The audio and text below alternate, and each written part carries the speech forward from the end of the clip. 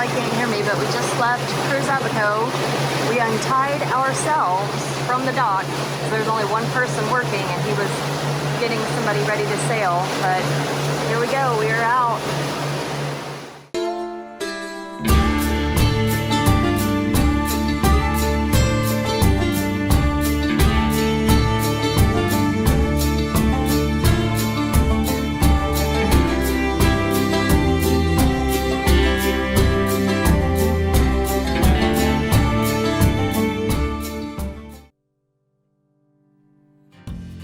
Hey everyone, welcome back. Today's video is going to be formatted just a little bit differently, so I'm going to start you out with a map to make this story easier to tell you later. On this trip, we took my parents out to meet Serenity and decided this would be a great opportunity to try out some of the local marinas. So we left out of Marsh and headed to Orchid Bay Yacht Club on Great Guana Cay. Then we headed down to Sea Spray Resort on Elbow Cay to stay for a couple of days.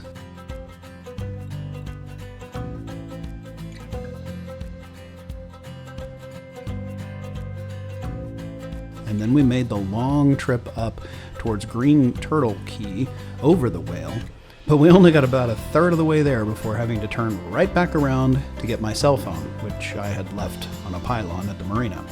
But we finally made it to Green Turtle Club Marina and stayed there for several days. Then we headed back to base to stay the night and drop off my parents for their flight the next day. This time cutting under the Whale through the Don't Rock Pass. And then the next day, we needed a civilization break after all the nights at the marinas, so we headed to Tilloo Cay, which is a very remote and usually deserted place, especially at night. And then we went a little further south to one of our favorite places in the world, Little Harbor. We did not do a lot of filming this round. This trip was mostly about boat projects and getting Serenity ready for the crossing back to Florida for hurricane season. So if it seems like this one jumps around a little bit, or if it seems like there are more voiceovers than normal, that's why.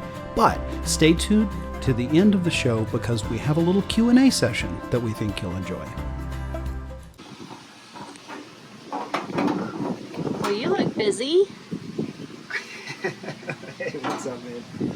Yeah, so out here doing some work, getting a few little punch lists items knocked out. So we've got this very short cable that came from Leopard, and it just doesn't exactly fit on to this grill.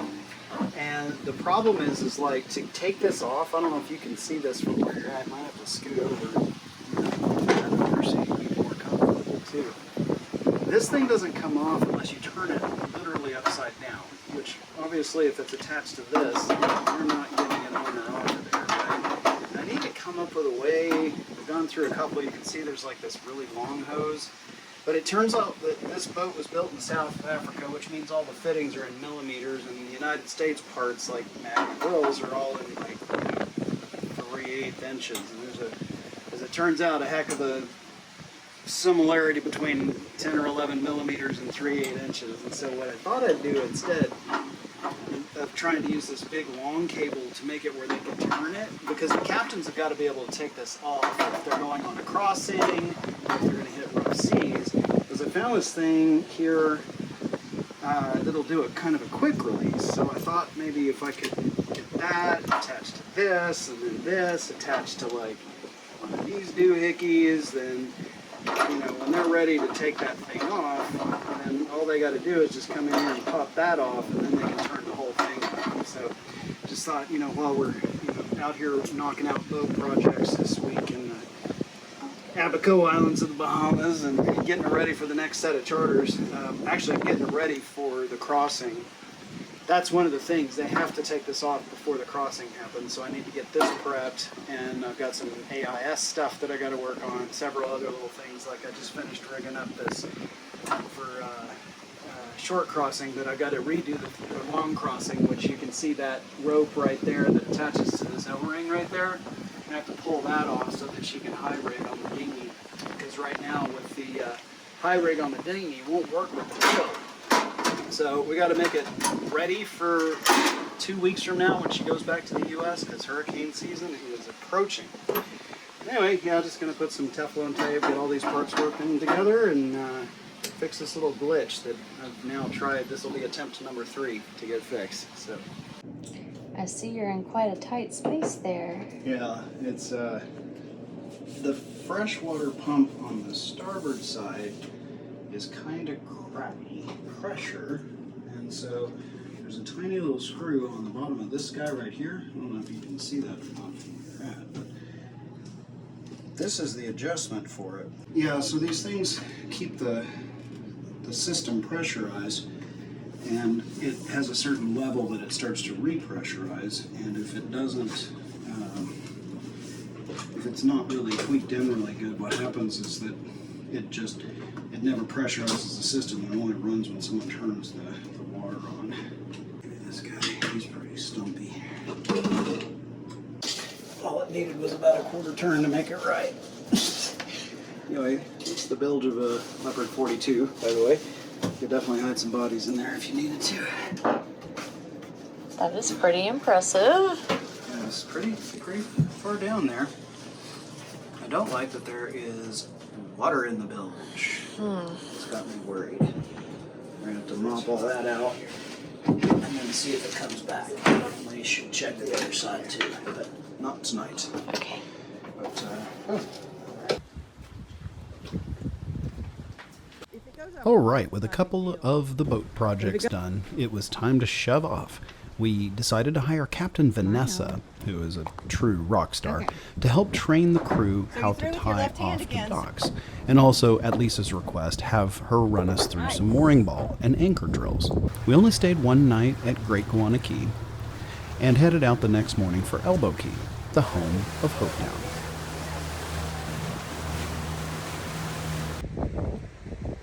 We had some trouble getting through this tiny little space between this large yacht and the boat killing rocks next to it. This was at Sea Spray Resort. We had rented golf carts, and then we explored all over Elbow Cay, 2010, as a matter of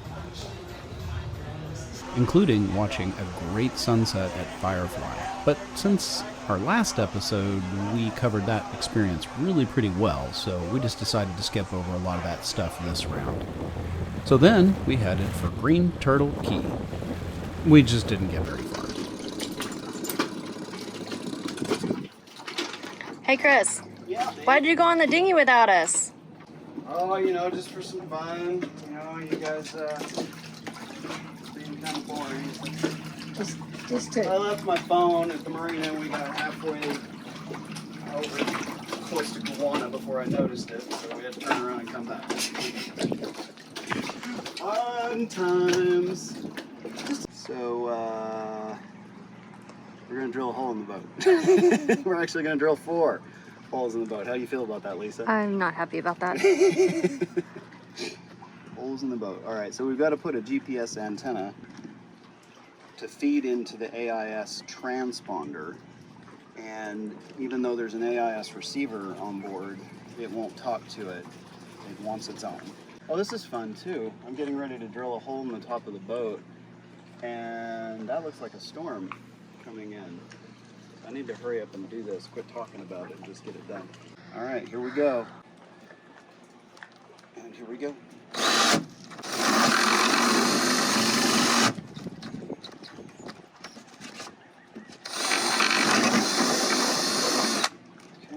Okay, so we have the first incision here. Okay, so I'm going to spare you the pain of the next few minutes. This project started off as an epic fail, and it involved drilling holes in the boat, which Lisa always dreads. The bottom line is, we drilled these holes over a void section of the boat, and the antenna wire was not retrievable from this location, so we ended up filling the hole with 4,000 as a temp fix, and Aaron sealed it up properly a couple weeks later after Serenity was back in St. Augustine for hurricane season. We found a much better and more accessible location to install the antenna, and we'll look back to that a little later in this episode. So instead, we went exploring Green Turtle Cay.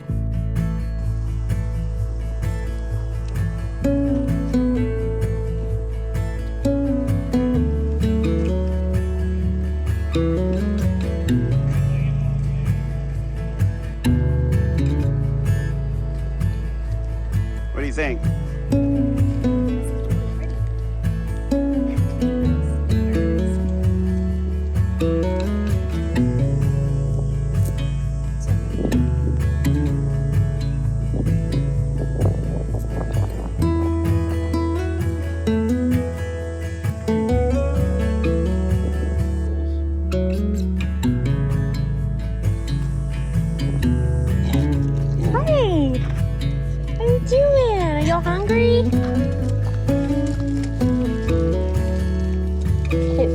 We're all videoing. Hi. Hi. Hold on. Yeah. I brought you a snack. No, I'm trying to get it open.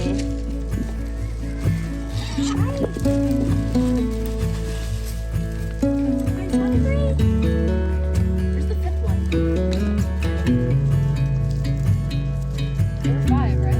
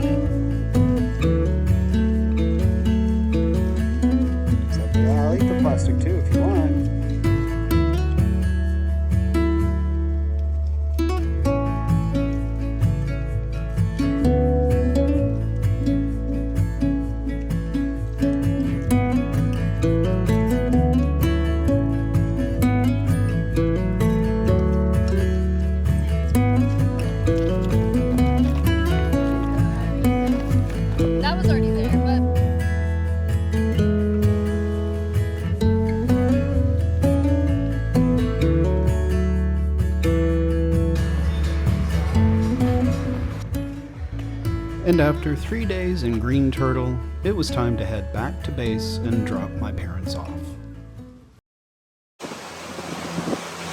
Cutting the whale today. Going underneath the whale, that is treasure. 3 mile long white sandy beach. The storm is on its way. Trying to get into Marsh Harbor before it gets to us. That is not the storm we're outrunning, it's a different storm. They're kind of right in the middle of a bunch of different storms.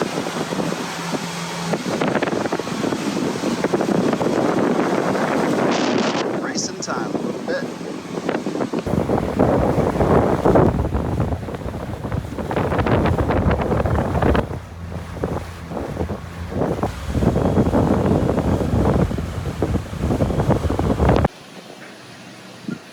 So what's going on? U.S. Coast Guard registration requirements are that once you've registered with the Coast Guard, they're going to give you a number. And they want you to put that number in 3-inch letters somewhere inside the boat. And this does qualify as inside in a way that is irremovable without leaving obvious scarring and damage. So I'm putting the letters on, the 3-inch letters here. Hopefully they're 3 inches. I see that they're 3-inch. Yeah, they're bigger than 3 inches. And then I'm going to paint clear epoxy glue over the top of them so that they can't be removed without chipping away at fiberglass and the gel coat that's down here. After we dropped my parents off and knocked out a couple more boat projects, we headed straight for Tilloo and then went directly to the beach. And we almost didn't make it back. What are we looking at here? Well, we were most of the way back from the beach, and then the motor quit. And then I tried to pump the valve on the fuel tank, and it squirted me in the face. So now I've got a face full of gasoline. but also a split. You see that? Split fuel hose. You see how that's, I mean, at this point, just cut it off, right? Oh. So, yeah, so you cut it up and get it kind of even so that I can get the clamp on it. Cut this over here so I can pick up the rubber pieces after we're done.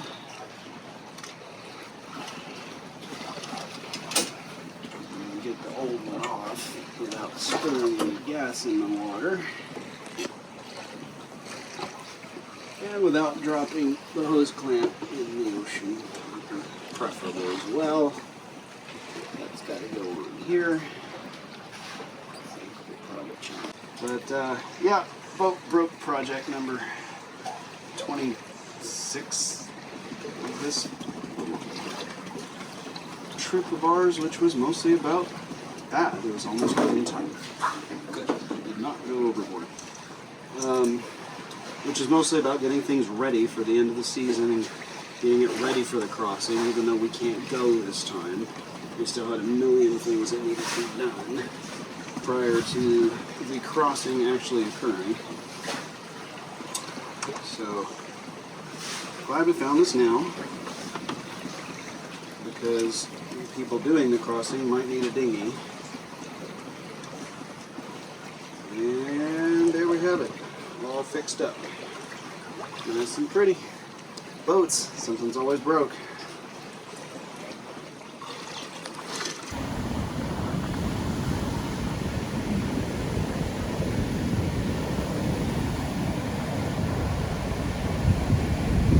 The next day, we went back to one of our favorite places in the world, Little Harbor. And in the morning, before we headed back to the base, it was time to tackle one last boat project.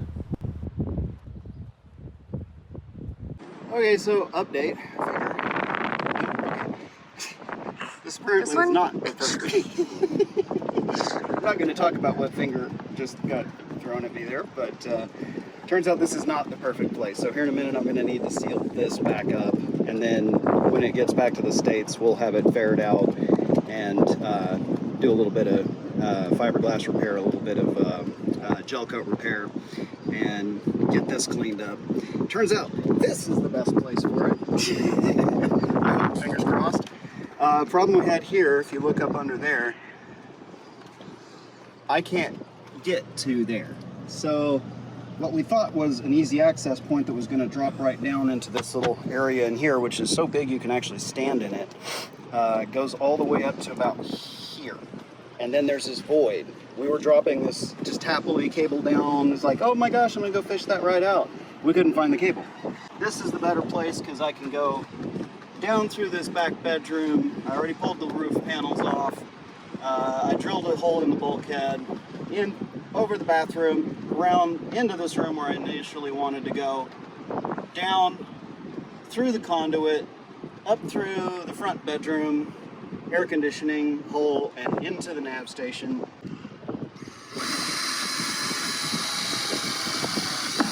Okay, now I'm going to go stick my head in there and make sure there's a drill bit poking out. There is indeed a drill bit poking through. So here comes happy fun times.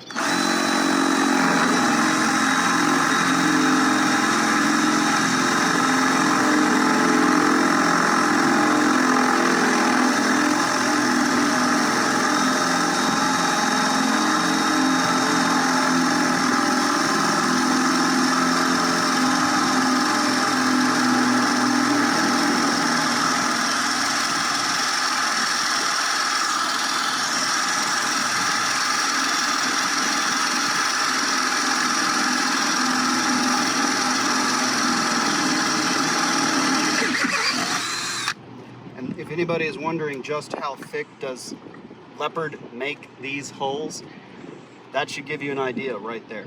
They do not mess around. You can see it on the lip of some of these pieces here. These boats are solid. Leopard knows how to do stuff. Or I should say Robinson and Kane knows how to do stuff. The cable ran all the way through. AIS is connected. Now I just need to seal all this stuff in. So extra couple of holes for the screws to fit in and make sure that fits properly. And then we're going to glue and seal everything up. So 3 more holes, Lisa. Yay! Ouch, that's hot.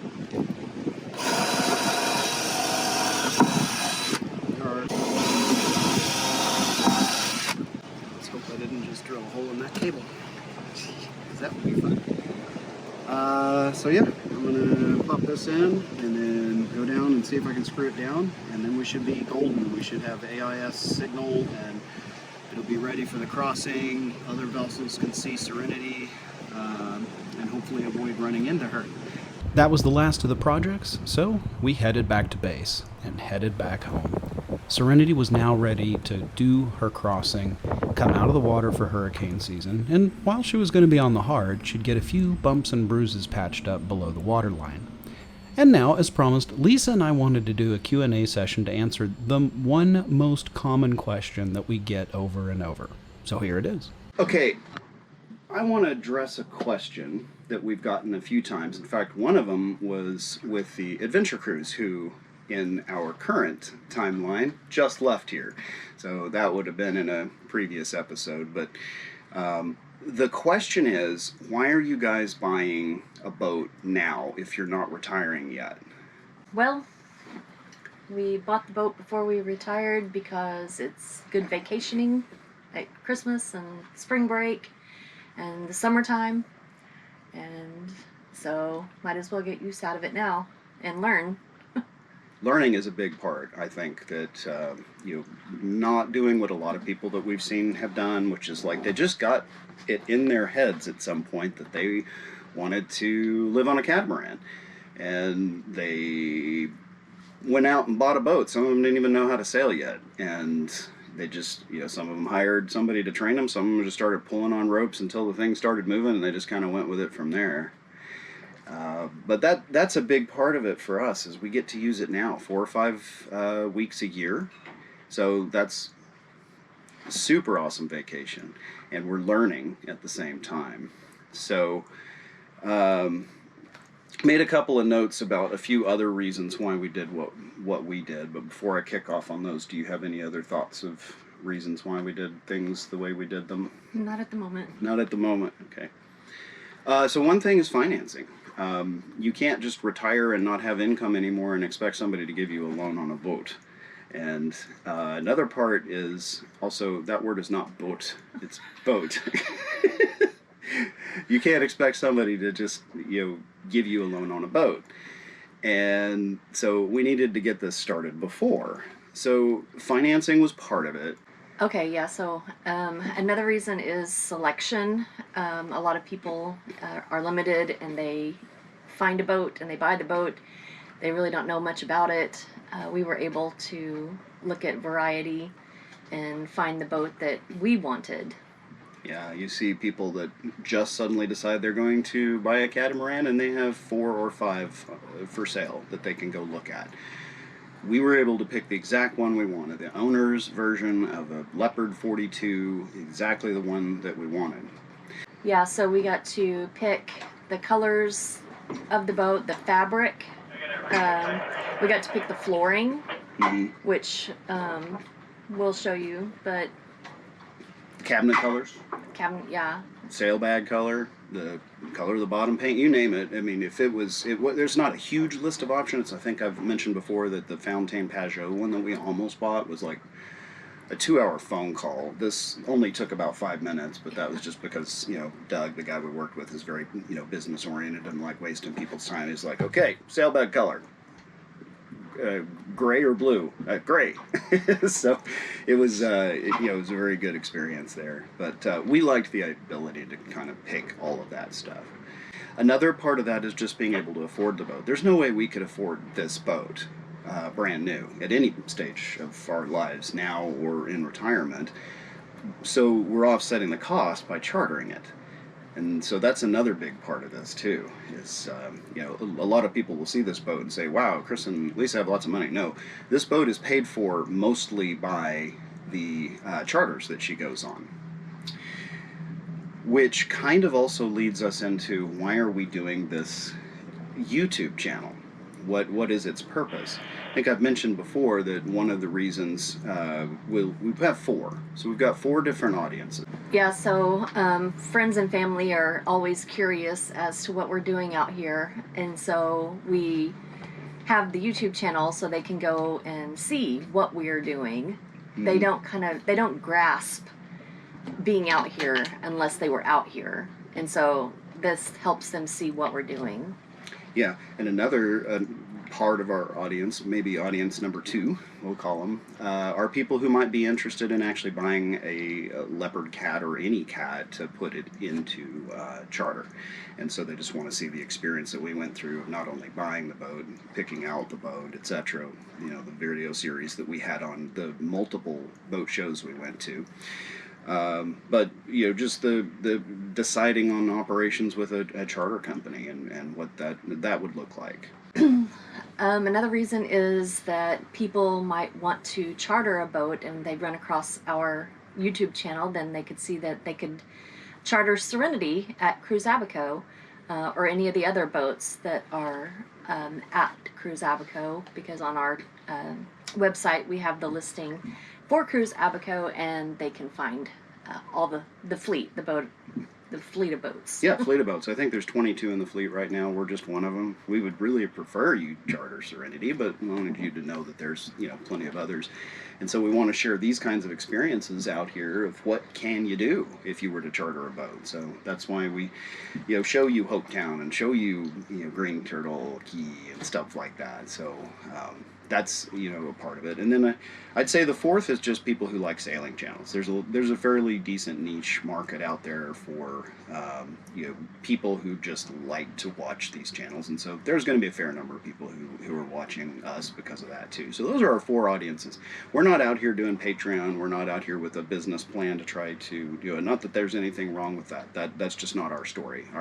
Our reason for doing this YouTube is very somewhat self-serving, but also kind of fun. We enjoy doing the filming and we enjoy the editing most of the time, but I think just being able to share this experience and hopefully drum up some charters for Serenity every once in a while, because that's really what this business is about, right?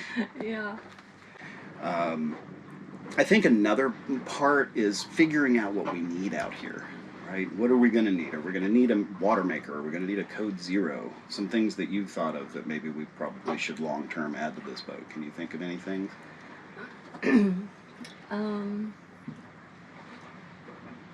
Do we need a dishwasher? No.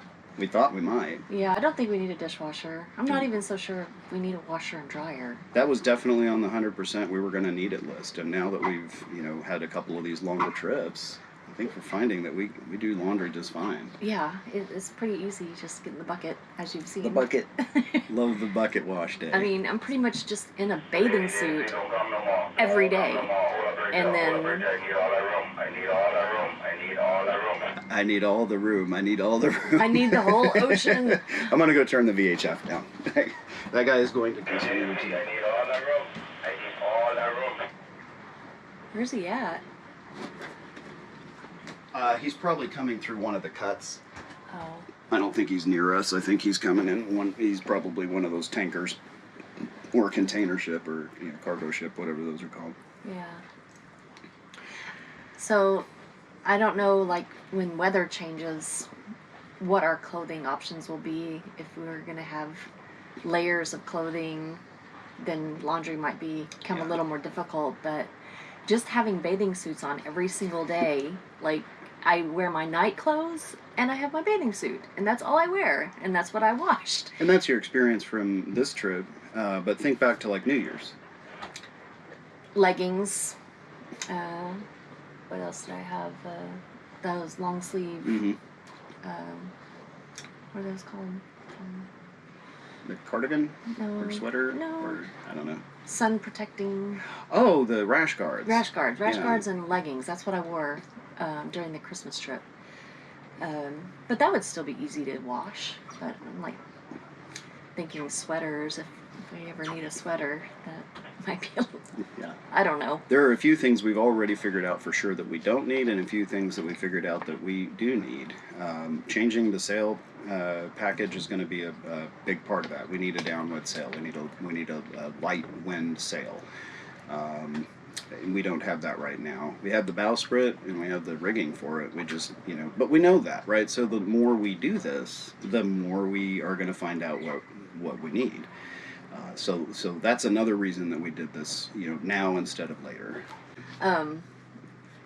So by having it out here already and it being chartered and us going on these little vacations, but it pretty much commits us that in a few years this will be our home, and that's scary. Yeah. But once you make a decision, if you fully commit to it, then you know you're fully committed. That's a silly way to say it, but I guess there's no other way to really describe that. But that is definitely another reason why we pulled the trigger early. Another thing that I think that is a good point here is that new boats have problems. We have had some issues with Serenity, but if you watch any of these kind of videos for other people, you've seen people who've had really kind of, just unfortunate brand new boat problems. Yeah. And we didn't know if we were going to have those kind of problems, so it's good to get it out here and get them out of the way early. Yeah. Right? So we had sulfated batteries. That was something that cost us $7,000. It would have been $2,900 to replace the house batteries with the AGMs that are on there, but getting them into the Bahamas, man, that was expensive stuff. So yeah, and that happened just after a couple of months. Mm-hmm. Like, the boat wasn't even a year old. The batteries should not have gone bad like that. yeah. And if they had gone bad in the U.S., it would have been a heck of a lot cheaper. But we had to replace them because we would have lost 3 charters if we didn't have the ability to do that right then. So Chart plotter. we'd lost the chart plotter. We lost the Empire bus to a lightning strike. Fortunately, we had one on board. So knowing what we need is part of it, but also getting some of these early failures out. You can't blame Leopard for a Ray Marine chart plotter failing or an Empire bus failing. You can't blame Leopard for a bunch of house batteries suddenly just going completely bad. They just buy the batteries and put them on the boat. But they did help us work through that. And even though we're not under warranty anymore, they are, or at least not the quality warranty, it's expired, but they're still helping us, when we need stuff, even if it's just pointing us in the right direction for what we need. So it's really neat to get that stuff ironed out and get it taken care of now. Okay, yeah, so another reason doing this is that we know the full boat's history, rather than buying a used boat where we don't know exactly what has happened or if there's been any failures on anything.